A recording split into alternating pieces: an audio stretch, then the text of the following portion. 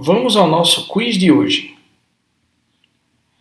O que é uma distribuição de frequências?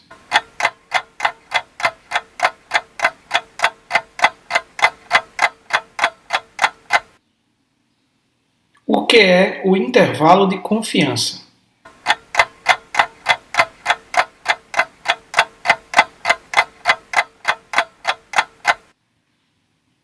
O que são medidas de dispersão?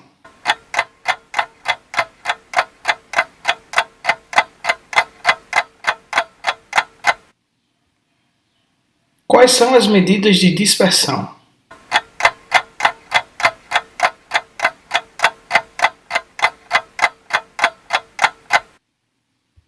Olá, eu sou Luciano Ribeiro e bem-vindo à nossa 7ª aula de Bioestatística. Mas antes do assunto de hoje, vamos a uma rápida revisão. Nós vimos que a apresentação de dados faz parte da estatística descritiva e que geralmente em estatística esses dados são apresentados através de uma medida de tendência central que sumariza o comportamento desses dados em uma distribuição de frequências. Entretanto, essa medida de tendência central sempre é acompanhada de um intervalo de confiança e também de uma medida de dispersão dos dados, isso é, de uma medida de variabilidade. Como mostrado aqui, nós temos o cálculo de uma média, do desvio padrão desse conjunto de dados, o erro padrão da média e os limites inferior e superior do intervalo de confiança a 95%. Então, nesse caso aqui, a média foi 110,6, com desvio padrão de 12,75, erro padrão da média de 3,67, limite inferior de 102,5 e limite superior de 118,7, configurando assim o nosso intervalo de confiança. Na representação gráfica, nós temos aqui, no gráfico à esquerda, essa média acompanhada do desvio padrão. No centro, nós temos essa mesma média acompanhada do erro padrão da média. E aqui à direita, nós temos a média acompanhada de seu intervalo de confiança. Se vocês observarem, esse tipo de apresentação é muito comum em estatística. Nestes gráficos, as colunas simbolizam o valor médio e as barras representam, ora, o desvio padrão, ora, o erro padrão da média e, ora, o intervalo de confiança. Nós também vimos que a média e o desvio padrão, na verdade, representam algo maior, isso é, representam como a distribuição de frequência daqueles dados se comporta. A distribuição de frequência é a distribuição dos elementos de uma amostra de acordo com as classes a que pertencem. Essa distribuição mostra o número de indivíduos, isso é, a frequência, que pode ser absoluta ou relativa, como vimos, existentes em cada uma da classe. Isso é, ela computa quantos indivíduos existem em cada uma das classes. E entre os vários tipos de distribuição de frequências possíveis, existe um tipo de distribuição que é muito importante em estatística. Essa é a distribuição normal, que é o assunto da aula de hoje. Tudo teve início com o trabalho de Abraham Moivre. No trabalho intitulado Doutrina das Chances, publicado em 1733, nesse trabalho, Moivre estudou a distribuição de valores utilizando um estudo fatorial, usando uma moeda e verificando os resultados de cara ou coroa. Moivre percebeu que a distribuição era binomial, isso é, apenas havia duas possibilidades de desfecho. Ou a moeda apresentava a cara voltada para cima, ou a moeda apresentava a face da coroa voltada para cima. Ele percebeu que à medida que nós atiramos a moeda, as chances de termos um dos dois resultados, isso é, a probabilidade de termos, por exemplo, cara, aumenta a cada tentativa. Entretanto, a partir de um certo ponto, as chances se equilibram. Se eu jogar a moeda 10 vezes, em 5 delas eu posso ter uma probabilidade de chance de dar cara. E nas outras 5 eu tenho a possibilidade de dar coroa. Moivre percebeu que à medida que o número de repetições desses lances de moedas aumentam, essa distribuição, que originalmente é binomial, ela se torna muito próximo daquilo que nós conhecemos hoje como uma distribuição normal. E isso é válido para qualquer tipo de análise binomial, isso é, onde eu tenho duas possibilidades. À medida que o n aumenta, a distribuição binominal se torna cada vez mais próxima de uma distribuição normal. Um outro estudo muito importante foi o estudo sobre o teorema central do limite.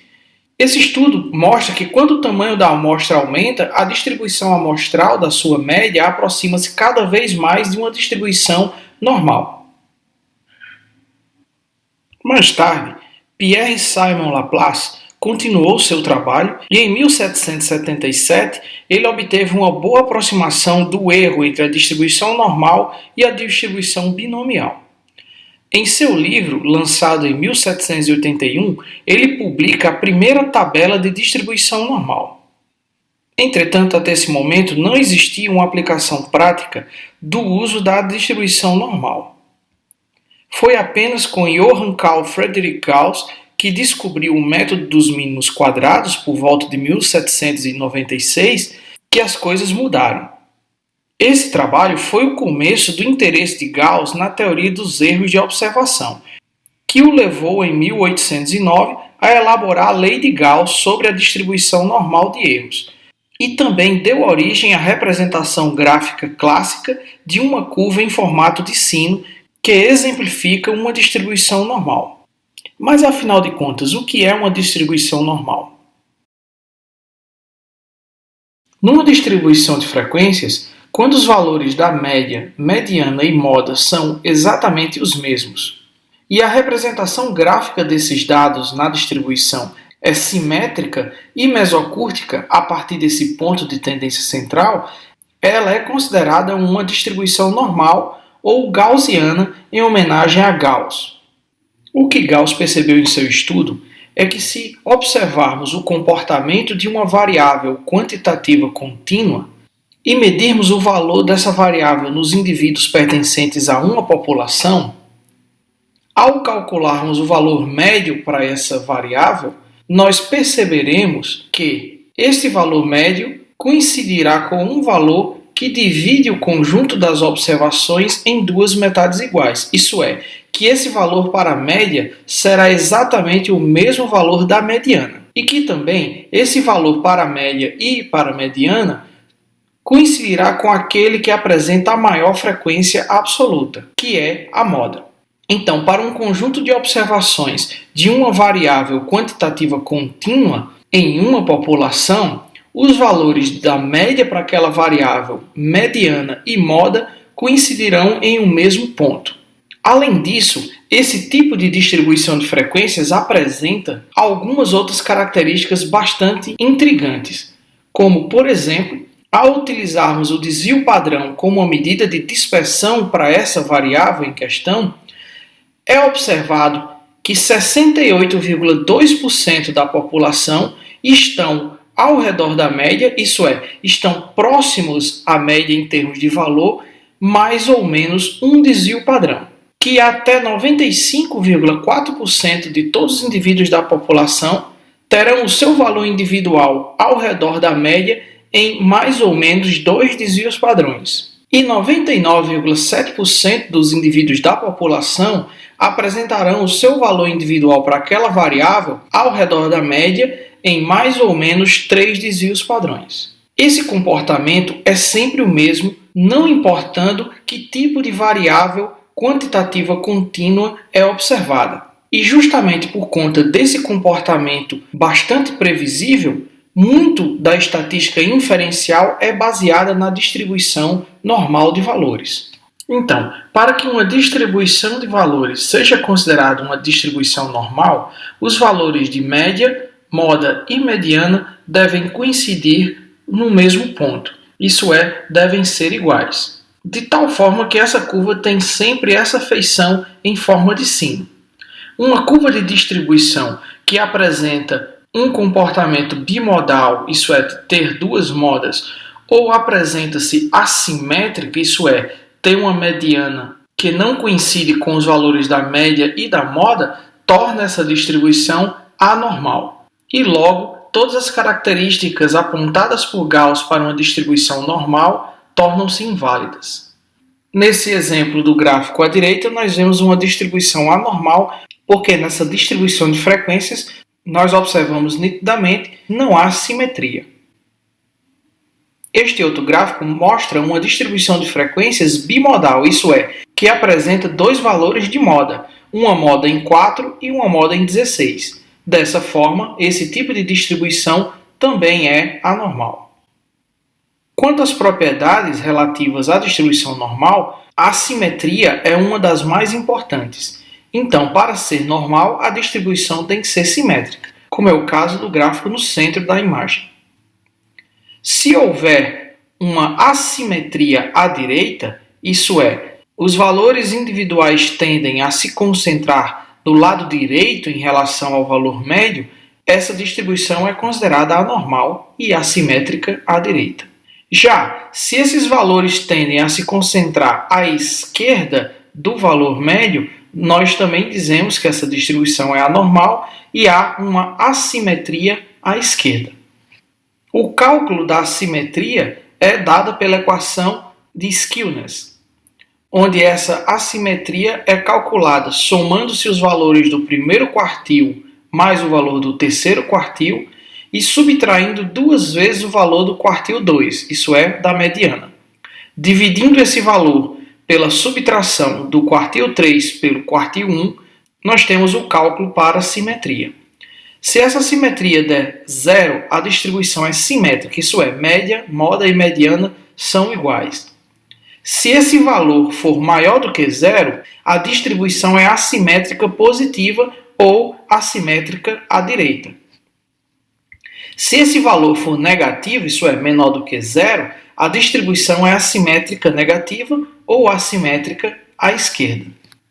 Além da simetria, uma outra característica que determina uma distribuição normal é a curtose, isso é, o grau de alongamento ou achatamento da frequência relativa relacionada com a medida de tendência central. Quando a frequência de observações para indivíduos que têm o valor da variável quantitativa contínua de interesse e que esse valor coincide exatamente com o valor médio aumenta muito, isso é quando essa frequência relativa é muito alta, essa curva é considerada leptocúrtica. Isso é, ela é bastante alongada no que diz respeito aos valores próximos ao valor de medida de tendência central, no caso aqui, a média. Já ao contrário, quando nós temos um achatamento da curva, nós chamamos essa curva de platicúrtica. Isso é, a frequência relativa para indivíduos com valores para a variável quantitativa contínua de interesse que coincidem com o valor médio é relativamente pequeno. Isso é, essa frequência ao redor da média é pequena, aumentando assim a frequência de aparecimento de valores um pouco mais distantes da média, de tal forma que essa curva também não tem uma distribuição normal. Então, uma curva de distribuição normal ela é considerada mesocúrtica. Ela nem tem um achatamento, nem tem um alongamento da frequência de valores ao redor da medida de tendência central. Existe um cálculo para determinar a curtose, pelo coeficiente centrílico de curtose. O coeficiente centrílico, K, é calculado subtraindo o quartil 1 do quartil 3, dividindo esse valor por duas vezes a diferença entre o decil 9 e o decil 1. Se o valor de K for exatamente igual a 0,263, a curva será mesocúrtica. Se o valor de K for inferior a este valor, a curva será leptocúrtica. E se o valor de K for superior a esse valor, a curva é considerada platicúrtica. Então, em suma, uma distribuição é considerada normal quando os valores da média, moda e mediana coincidem, quando essa distribuição é simétrica, isso é, o OS calculado é de zero ou próximo a isso, e além disso, quando o estudo de curtose determina um valor de K próximo a 0,263. Isso é, quando a análise de curtose determina que essa distribuição é mesocúrtica. Como vimos, se a distribuição for normal, ela apresentará algumas propriedades bastante interessantes. Como a distribuição normal é definida por dois parâmetros, isso é, ela é definida pela média e pelo número de desvios padrões ao redor da média, uma das propriedades mais interessantes que pode ser calculada com base na distribuição normal é a chamada zona de normalidade. O que é essa zona de normalidade? Se pegarmos uma variável quantitativa contínua e observarmos o seu comportamento em uma população, nós veremos que 68,2% dos indivíduos dessa população terão o valor individual para aquela variável de interesse a uma distância relativa de mais ou menos um desvio padrão. Isso é, que 68,2% da população terão o seu valor próximo à média em até um desvio padrão. Um indivíduo que apresente o valor para aquela variável a mais ou menos um desvio padrão em relação à média, ele é considerado um indivíduo normal para aquela característica. Nessa zona amarela, que corresponde aos 13% da população que tem o seu valor para aquela variável entre 1 e 2 desvios padrões a mais em relação ao valor da média, ou esses 13,6% da população que tem o seu valor no intervalo de menos 1 a menos 2 desvios padrões em relação à média, esses indivíduos são considerados acima ou abaixo da média. E para aproximadamente 2,2% da população que tem o valor para aquela variável acima de 2 desvios padrões em relação à média, ou para aqueles 2,2% da população que tem o valor para aquela dada variável menor do que a média num nível acima de 2 desvios padrões, esses indivíduos, pertencentes a esses extremos da distribuição de frequências, são considerados indivíduos anormais. Isso é, são considerados indivíduos que, para aquela dada variável, têm um valor anormal. Como é que isso funciona na prática? Imagine uma determinada variável quantitativa contínua, como, por exemplo, a altura. Nesse exemplo, nós temos um indivíduo que é nitidamente mais alto, 2 indivíduos de estatura mediana e 2 indivíduos de estatura mais baixa. Percebam que nesse ponto eu posso calcular facilmente a média da altura. Também posso calcular o valor da mediana para essa amostra. Mas dificilmente eu poderei calcular o valor da moda, tendo em vista que em 5 indivíduos dificilmente nós teremos 2 ou mais indivíduos exatamente com o mesmo valor de altura. Entretanto, se essa amostra aumenta um pouco mais, eu começo a ter um ajuste do comportamento dessa amostra em relação a uma distribuição normal. Nós teremos indivíduos altos, indivíduos baixos e indivíduos medianos. Ao calcularmos a média e a mediana para esse grupo, nós já teremos provavelmente valores muito próximos um ao outro. Entretanto, para uma amostra com n igual a 20, talvez não seja possível ainda calcular o valor da moda.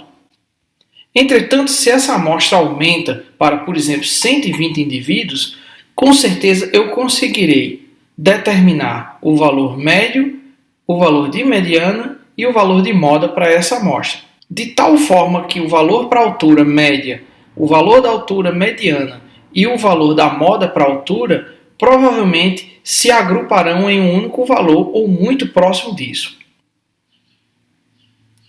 Com uma amostra ainda maior, com certeza os valores da média, moda e mediana coincidirão no mesmo valor. E aí nós teremos com certeza uma amostra com distribuição normal.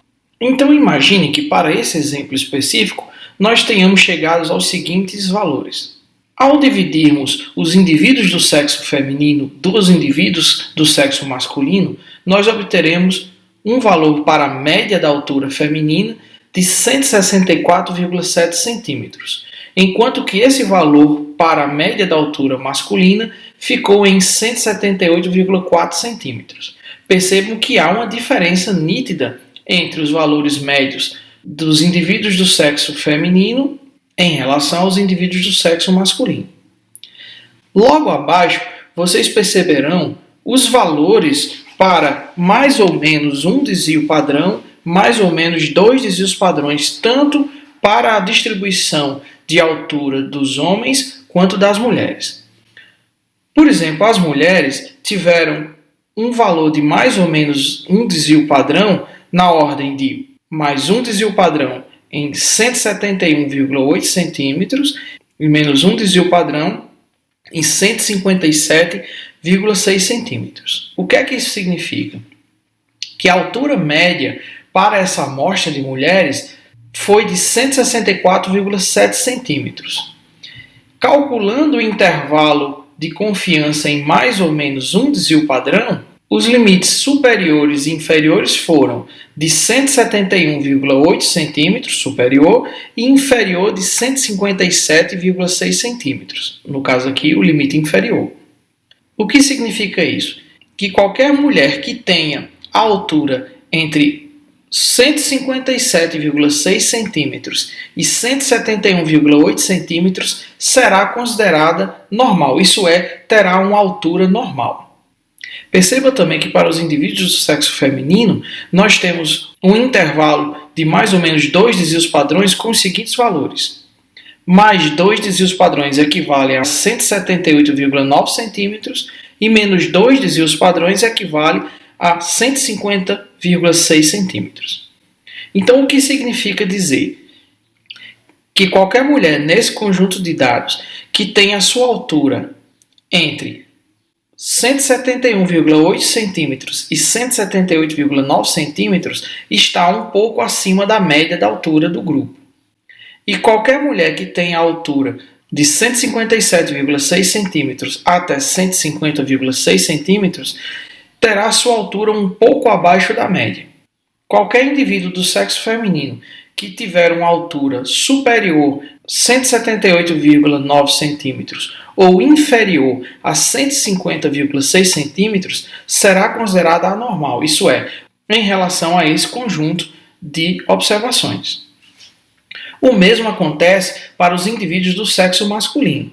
Neste caso, a média foi de 178,4 centímetros, variando em mais ou menos um desvio padrão entre 170,8 centímetros e 186 centímetros. Então, qualquer indivíduo do sexo masculino que tiver a altura entre 170,8 centímetros e 186 centímetros será considerado normal para a variável altura. Qualquer indivíduo que tenha de 186 centímetros e 193,6 centímetros será considerado um indivíduo com altura acima da média. E qualquer indivíduo que tiver altura entre 170,8 e 163,2 terá sua altura abaixo da média. Já para indivíduos que tenham altura maior do que 193,6 centímetros ou menores do que 163,2 centímetros serão considerados anormais no quesito altura. E essa é uma das principais características de uma distribuição normal, a capacidade de prever quais indivíduos são normais em relação à amostra ou à população e quais deles são anormais. Isso é, tem aquele valor para aquela dada característica muito além ou aquém em relação ao valor médio. Até o momento, talvez vocês ainda não tenham percebido as reais implicações e aplicações da distribuição normal. Então eu darei alguns exemplos que pertencem ao nosso cotidiano. Você que já tem filho ou que lembra desse tempo, todos nós tínhamos uma carteira de vacinação. Na carteira de vacinação havia um campo que relacionava o peso em quilogramas à idade em meses ou anos. Isso servia para observar o desenvolvimento da criança nos primeiros meses de vida. Se você já viu um gráfico igual a esse, saiba que esses limites são determinados justamente por uma análise de distribuição normal da população. Então, o peso da população, no caso aqui para meninas, ele obedece a essa linha verde. Então, essa linha verde, ela determina qual peso é normal para cada idade em meses. As linhas vermelhas determinam o limite superior e inferior em 2 desvios padrões para essa mesma característica, no caso aqui o peso. E essas linhas pretas indicam justamente os valores para limites superiores a 2 desvios padrões ou inferiores a 2 desvios padrões, determinando assim uma anormalidade no peso. Vamos pegar, por exemplo, a idade de 6 meses de vida para meninas. Com 6 meses de vida, o valor médio esperado para crianças do sexo feminino é de aproximadamente 7 kg.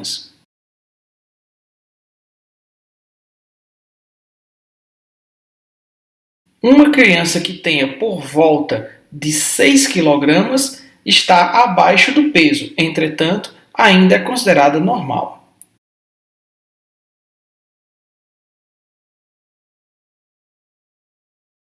Com 6 meses de idade, se a criança tiver por volta de 9 kg, ela está acima do peso normal, mas ainda é aceitável.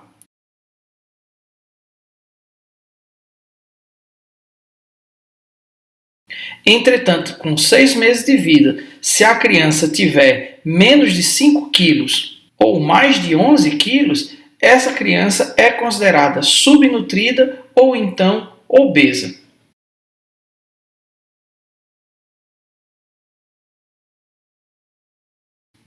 O mesmo pode ser aplicado para índices de saúde como o IMC, o Índice de Massa Corporal.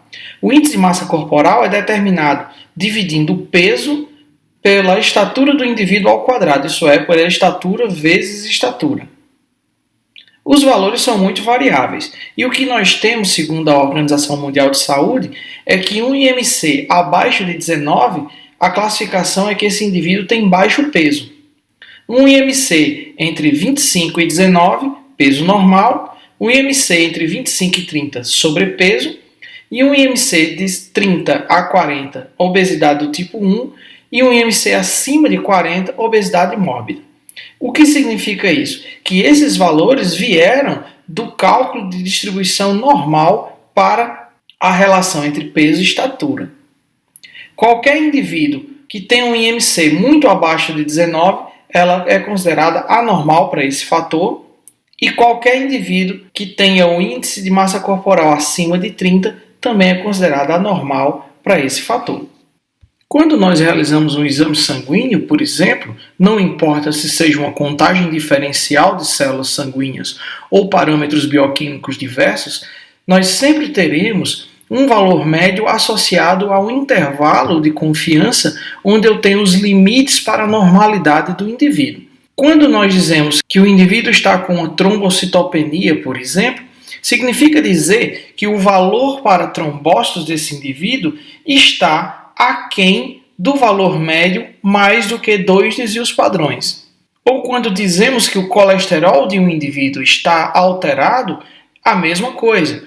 Se existe um valor normal para o colesterol do indivíduo, por exemplo, de 240 mg por decilitro de sangue, existe também associado a esse valor médio para a população valores inferiores e superiores, isso é, valores que correspondem a 2 desvios padrões para mais ou 2 desvios padrões para menos. E como essa é uma característica normal, tipicamente distribuição normal, nós podemos dizer quando o indivíduo está com hipercolesterolemia ou com hipocolesterolemia, isso é, com valores alterados desse parâmetro sanguíneo. Existem várias e várias aplicações, por exemplo, até inteligência. A inteligência é determinada pelo cálculo do coeficiente de inteligência, a partir de um questionário com várias perguntas em ordem crescente de complexidade. Então, por exemplo, para a população mundial, nós temos aqui que a média do coeficiente de inteligência é por volta de 100 unidades. O que significa que, se um indivíduo tem o coeficiente de inteligência entre 85 e 115, que são os valores apresentados aqui, mais ou menos um desvio padrão, esse indivíduo apresenta-se normal do ponto de vista de inteligência. Indivíduos que têm entre 115 e 130 pontos para QI correspondem a uma parcela de 13,6% da população que são considerados acima da média.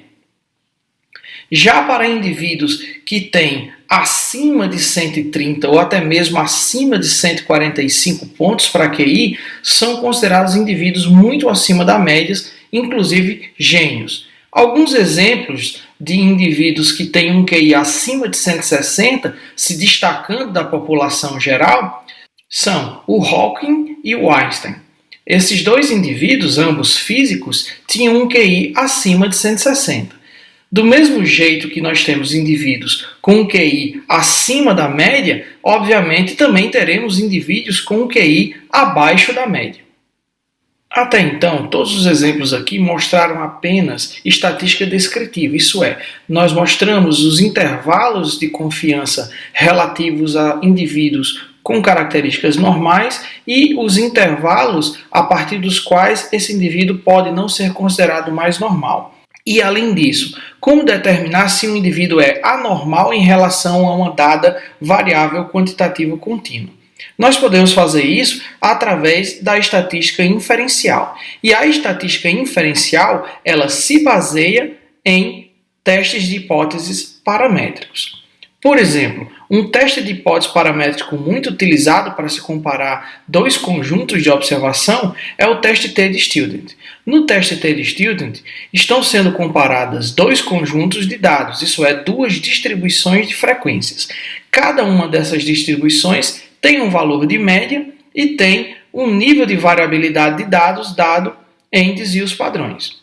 O que o teste faz, na verdade, é comparar esses dois conjuntos de observações, determinando se essas diferenças existentes são significantes do ponto de vista estatístico. Da mesma forma, quando utilizamos uma análise de variância, onde o objetivo aqui é comparar 3 ou mais conjuntos de dados, o que estamos fazendo é comparando essas distribuições de frequências e essas distribuições de frequências têm um comportamento normal, de tal forma elas são previsíveis.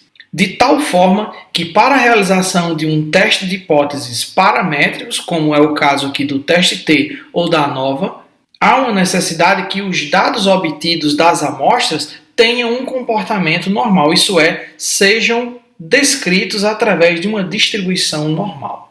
Então, na prática, antes de realizarmos um teste de hipótese paramétrico, é imperativo que antes saibamos se os nossos dados se comportam de maneira normal, isso é, se esses dados têm distribuição normal. Para isso, existem testes de normalidade. Dentre os testes de normalidade, um dos mais poderosos é o teste de Anderson-Darling. Esse teste é especialmente útil para quando as amostras são relativamente grandes. Um teste de poder estatístico semelhante é o teste de Agostino-Pearson, também utilizado quando as amostras têm mais de 8 componentes. O teste de Shapiro-Wilk serve para amostras que têm entre 8 e 3 elementos. E o teste de Kolmogorov-Smirnov para amostras com tamanho entre 4 e 8 indivíduos. O poder de um teste de hipótese está relacionado à sua capacidade de ter menor chance de cometer erro do tipo 2. Nesse caso, o teste de Agostino-Pearson é mais poderoso que o Shapiro-Wilk, que por sua vez é mais poderoso que o teste de Anderson-Darling e que por sua vez é mais poderoso do que o teste de Kolmogorov-Smirnov. De tal forma que sempre devemos optar pelo teste com maior poder. Mas como vimos anteriormente, isso vai depender do tamanho do espaço amostral, isso é, do nosso N. Existem algumas razões que tornam a distribuição para uma dada variável anormal. As principais razões para a anormalidade dos dados são quando a variável é qualitativa ou quantitativa discreta.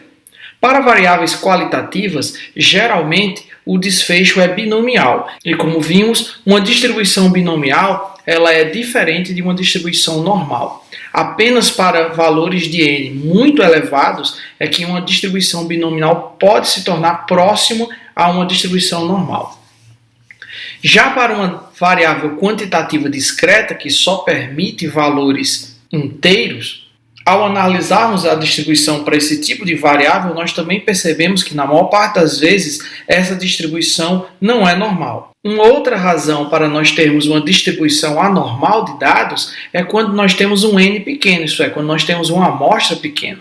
Mesmo para dados coletados de variáveis quantitativas contínuas, se o n for muito pequeno, será praticamente impossível determinar a normalidade para esses dados. Uma outra razão que pode determinar a anormalidade dos dados em uma distribuição de frequências é quando há uma grande variabilidade, isso é, um alto nível de dispersão nesses dados. Apesar de toda essa teoria, nós veremos que usando um programa estatístico é bastante simples determinar se os dados vêm de uma distribuição normal ou se esses dados têm uma distribuição anormal.